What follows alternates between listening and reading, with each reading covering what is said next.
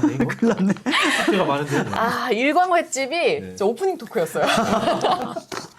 아, 즐거운 근데 오프닝 시간. 독자들이 더 좋아하는 것 같아요. 그쵸. 시청자들은. 근데 두 번째 토크도 좀 재밌습니다. 이 밥 한 공기 이야기를 꼭 하고 넘어가야 하거든요. 자, 민주당이 이재명 대표님의 민생 1호 법안으로 추진 중인 양곡관리법.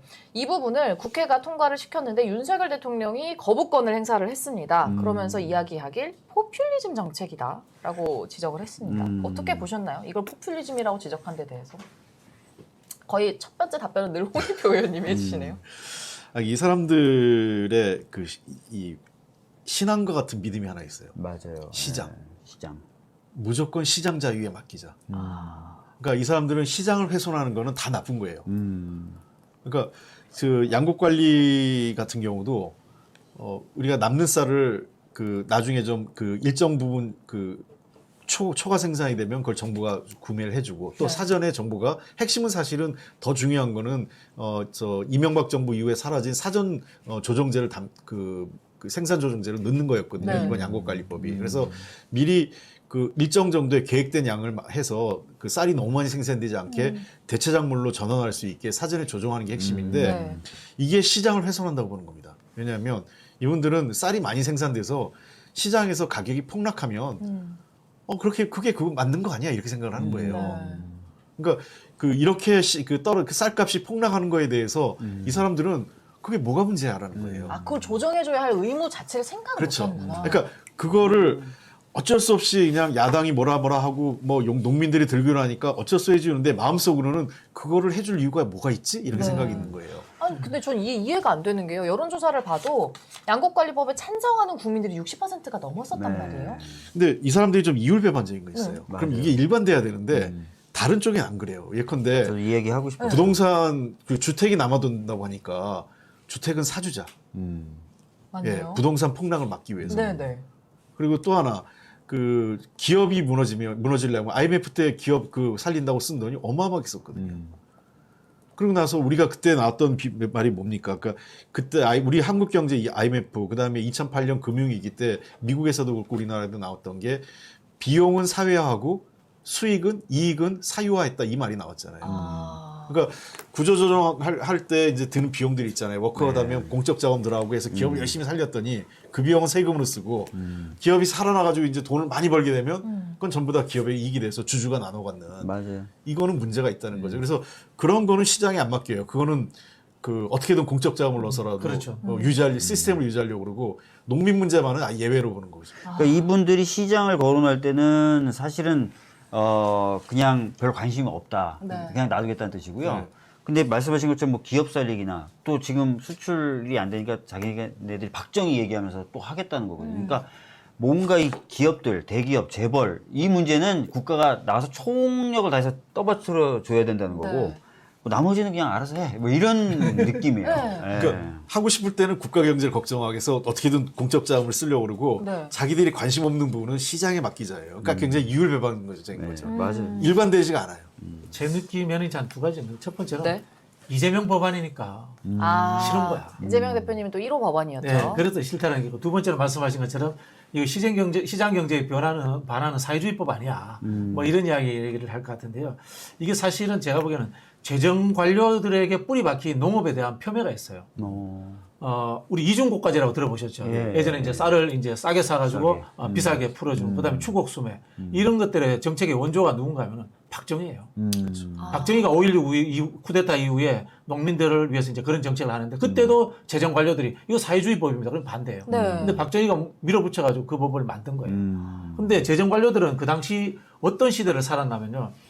농업이 피폐화되는 과정이 외국에서 미국하고 농산물 수입하면서 피폐화됩니다. 네. 쌀값이 폭락해요. 쌀값이 폭락하니까 쌀농사를 젊은 사람들이 지어서 못 먹고 살잖아요. 그러면 어디로 옵니까? 다 농촌을 서울로 떠나서 서울로 와서 네네. 노동자가 됩니다. 네, 맞아요. 노동자가 되는데 월급은 많이 안 줘요. 적게 줘요. 근데 월급을 적게 주는데 먹고는 살아야 되잖아. 그럼 쌀값은 싸야 되는 거야. 그래서 저고가와 저임금 정책이라는 게 한국이 산업화되는 과정에 아주 이 성장 동력의 핵심이에요. 우리나라 경제 관료들은 그 시대에 길들여진 사람들이에요. 네. 똑같이 생각하는 거예요. 쌀값이 폭락하고 농산물 가격이 떨어져 있어야지만이 하다못해 최근에 물가 폭등에 밑바닥이라도 깔아준다는 생각을 갖고 있는 거예요. 그 시절에서 그럼 발전이 없는 거네요. 뭐 그들의 그런 생각은. 사람들이니까요. 네. 어떤 분들은 이렇게 평가를 하시기도 하더라고요. 윤석열 대통령이 농민, 젊은 여성, 제주 이렇게 자기를 지지하지 않는 세력은 버리고 가는 느낌이 좀 있다. 이런 부분은 어떻게 보세요? 아니 실제로 그런 평가가 많이 나와요. 요즘에 막말이라고 하는데 사실은 이게 새로운 게 아니에요. 광주에 대한 폄하나 제주에 대한 폄하는 계속 있어 왔던 거예요. 그러니까 이제 그게 다시 반복되는 것일 뿐이고 최근에 이제 윤석열 대통령의 행보 보세요. 대구 가고 대구를 7번을 갔어요. 네, 뭐 이런 건 다 가는데 제주 안 가잖아요. 4.3인데도. 그러니까 이게 그 아주 편협하고 술 먹을 때나 대장부지 평상시 쫄장부 같아요. 표 안 되는 데는 안 가.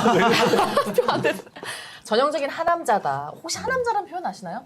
상남자는 들어봤는데 맞습니다. 상남자의 반대를 요즘 커뮤니티에서는 하남자네. 하남자 특 이런 얘기를 많이 하는데 윤석열 대통령 거의 수식어처럼 요즘 커뮤니티에서 부르고 있는 얘기입니다. 하남자. 자, 윤석열 대통령이 양국법의 거부권을 행사했을 때 네. 별다른 대책이 없어서 이게 더 논란이 됐어요. 우리가 지금 뭐 아까도 말씀하셨지만 이거 이재명 대표님 법안이라서 그냥 무조건 반대한 거 아니냐라고 지적을 할 정도로 전혀 지금 대책이 없는데 여기에 조수진 의원이 대책이라고 들고 나온 게 밥 한 공기 뭐 다 비우자. 네. 그러면 농민들 입장에서는 밥 한 공기 지금 300원인데 이런 현실도 모르고 너무 성의 없이 얘기하는 거 아니냐라고 항변할 수밖에 없거든요. 아이고, 이거는 식품위생법을 정면으로 거스르는 겁니다. 우리 그 밥 한 공기 남았다고 재활용 안 되거든요. 네. 정말 아무것도 모르는 사람들. 그냥 한 공기 더 먹자. 이건 나 뭐 차라리 웃기지만 한 공기 더 먹자는 모르겠는데 밥 한 공기를 다 비우자. 안 비운 밥을 재활용하는 것도 아닌데. 그런데요. 유지해야지님이 조수진 의원 월급을 쌀로 줘라. 너무 웃기네. 그렇네요. 밥 한 공기를 다 비우시는 분이니까 월급은 쌀로 드리도록 하겠습니다. 자, 그리고 부랴부랴 여당에서 이제 직불금 5조 지원 이런 얘기를 또 꺼냈습니다. 근데 좀 껍데기 대책이 아니냐라는 지적이 있어요. 일단 민주당이 이야기하는 양국관리법과 차이점이 크게 없는 것 같다라고도 얘기를 하고 있고요. 이거 말이 안 돼요. 그러니까 하면 좋겠는데 실현 가능성이 전혀 없습니다. 그러니까 이거를 그럼 재정적으로 뒷받침해야 되는데 그러니까요. 그 예산을 편성하겠다는 약속을 한 것도 아니고 네. 어떻게 하겠다는 게 없어요. 지금 작년에 감세를 해서 한 16조 원이 지금 줄어든 거고요. 더 줄 겁니다. 왜냐하면 작년에 삼성전자가 14조를 세금을 냈거든요. 네. 영업이익이 확 줄었어요. 근데 지금. 올해 90%가 줄어서 지금 아마 삼성이 낼 수 있는 세금이 4조를 못 넘을 거로 봐요. 그럼 거기서 삼성 한 기업에서만 10조가 줄 가능성이 높다가 지금 전문가들이 예측이에요. 지금 현재 상황에서. 그러면은 삼성만 그런 게 아니라 다른 데도 다 안 좋다는 걸 감안하면 세수가 20조 이상, 30조 이상 그 정부가 예측한 것보다 줄면 이런 돈을 어디서 쓰겠습니까? 아니 그리고 양국관리법 반대할 때 보도를 보면은 한 1조 정도 든다는 거잖아요. 그리고 장기적으로 봤을 때 6조 정도로 늘어날 수 있다. 그런데 6조를 퍼붓겠다고 지금 왜 거부한 거야? 아니, 실제로 우리가 설계한 거에 보면 최대 1조를 안 넘어요. 네. 한 5천억, 6천억 정도에서 많이 들면 1조 정도가 설계가 돼요. 이 그림이 우리가 설계한 게. 네. 근데 이 정도는 매년 그 양국 쌀 수량 물량 조정한다고 어느 정도 썼던 돈이에요. 네. 우리 이제 우리가 낸 법에 재배 면적이 늘어나면 거기에 대해서 또 융통성 있게 하도록 되어 있지 않습니까? 네네. 이제 그런 부분들도 무시하고 있고 어떻게 보면은 이 관료들이 현장에 안 간 건데요. 쌀농사가 늘어날 수가 없어요. 왜냐하면 쌀농사 짓는 분들이 물론 이제 호남이라든가 경기 쪽에서는 이 기업농이 있습니다만 네. 특히 영남 쪽이나 이쪽에는 소규모 자작농들 나이 드신 분들이 많거든요. 네. 이분들이 연령대가 많아지면은 쌀농사 늘어날 수가 없어요. 그 진중권이 못된 말 했잖아요. 싸가지 없는 말 했는데 사실은 진중권 이야기처럼 그 숫자가 줄어드는 게 사실이에요. 그리고 그 MB 정부 때 무슨 법이 나냐면 농지연금법이라 그래가지고 가능하면 쌀농사를 그만 짓고 그 농지를 대상으로 해서 연금을 받는 제도를 해서 유휴지를 만들어 놓는 그런 제도를 설계를 해놨어요. 다. 네. 이것도 지금 정부 발표 자체가 현장과 전혀 맞지 않는 이야기 하고 있는 거예요. 그리고 우리 시장 경제 가장 원적격이 미국이잖아요. 네. 미국은 이미 1933년에 이런 법을 만들었어요. 농업법을 당시 개정해서 이게 루스벨트 때잖아요. 네.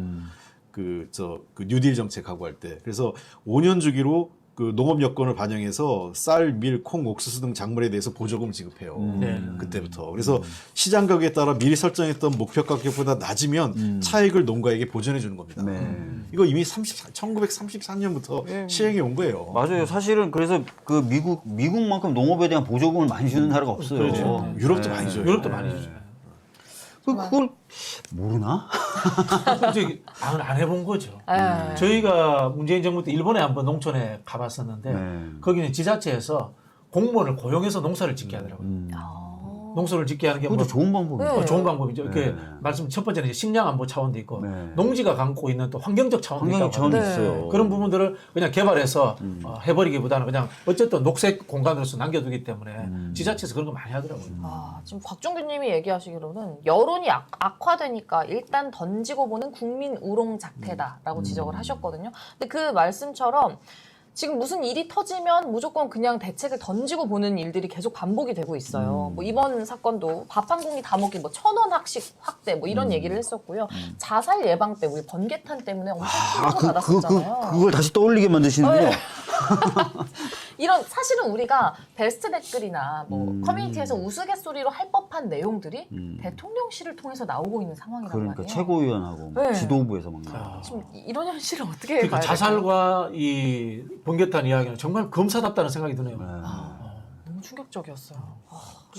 정말 할 말이 없어서 뭐라고 논의를 할 수 없을 정도예요. 너무 당황스럽습니다. 지금 많은 분들이 좀 공감을 해주고 계시는데요. 네.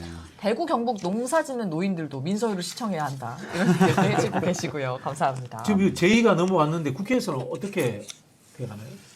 이렇게 되면 제2 절차를 밟는데 네. 출석 과반수 출석에 3분의 2 출석 네. 3분의 2 동의가 있어야 되거든요. 그러니까 네. 만약에 국회의원들이 다 온다 다 치면 들어오면 200명이 찬성을 해야 되기 때문에 사실상 불가능한 거죠. 그러니까 근데 절차는 밟지만 부결될 가능성인데 하나 가능성은 무기명 투표라 네. 그 농촌을 지역으로 하고 있는 또는 좀 양심적인 국민의힘 국회의원. 의원들한테 네. 호소할 수 있는 방법이 하나 남아있죠. 저는 제 생각에 분명하게 이탈표가 있을 거라고 생각해요. 네. 몇 편? 국힘 네. 농촌 지역을 배경으로 하고 있는 국민의힘 의원들 중에는 있을 것 같아요. 그리고 나서 내년 선거에 사실은 저 찬성표 던졌습니다. 이렇게 선거운동할 때 할 수도 있어요. 예. 이번에 그 반대표도 90표밖에 안 나왔어요. 네. 네. 국민의힘 의원들이 투표장에 네. 안 나온 분이 많았다고 하더라고요. 좀 기대를 해봐야 되는 건지 잘 모르겠습니다. 일단 향후 절차를 좀 지켜보면 될 것 같고요. 네. 일단 윤석열 대통령의 거부권 행사가 뭐 7년 만의 일이다 이런 얘기를 하고 있긴 한데 거부권을 행사할 법한 일들이 지금 앞으로 줄줄이 살탕입니다. 뭐 노란봉투법, 의료법, 간호법, 방송법 다 지금 거부권 행사할 걸로 보이죠. 네. 네. 지금 뭐 그렇겠다는 단독 보도가 있었잖아요. 예. 예. 이 부분은 민주당이 좀 어떻게 타개해 나가야 될지 그것도 걱정이거든요.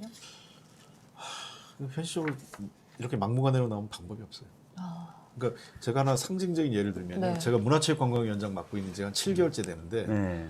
저뿐만 아니라 저 비슷한 다른 우리 당 상임위원장들이 똑같은 얘기가 그 지난 한 7, 8개월 동안 그 대통령실 관계자 또는 정부 측 관계자 아무도 와서 한 명도 그런 적이 없어요. 국정과제 이거 꼭 해달라고 도와달라고 한 사람이. 그러니까 이 정부는 뭘 하려고 하는 생각이 없다는 게 문제예요. 그러니까 더 제일 무서운 게 뭘 하겠다고 하면 저희가 협상도 하고 서로 주고받기라도 해보겠는데 아무것도 하지 않겠다고 하는 사람을 이 설득하고 뭘 하려고 하는 게 진짜 더 힘든 거죠. 그래서 우리가 정부 여당 발목 잡는 게 아니라 정부 여당이 야당이 하는 의회 권력이 의회에서 뭘 하려고 하는 거를 그 대통령실이 발목 잡는 거죠.